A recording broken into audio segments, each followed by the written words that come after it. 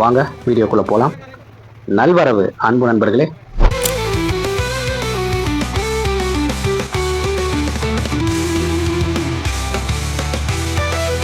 So மும்பையில் வாழக்கூடிய பல தமிழர்கள் இருக்காங்க.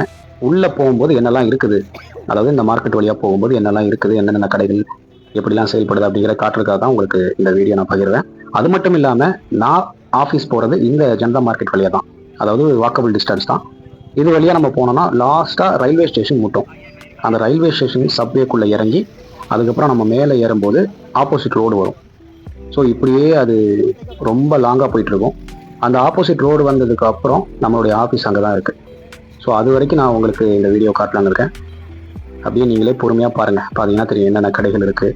கடைகளில் வந்து மக்கள் கூட்டம் இப்போ கம்மியாக இருக்கலாம். மேபி அது எப்போ அதிகமாகும் அப்படின்னா சனி ஞாயிறில் ரொம்ப அதிகமாகும். அதுவும் சனிக்கிழமை ஞாயிற்றுக்கிழமை ரொம்பவே கூட்டம் அதிகமாக இருக்கும்.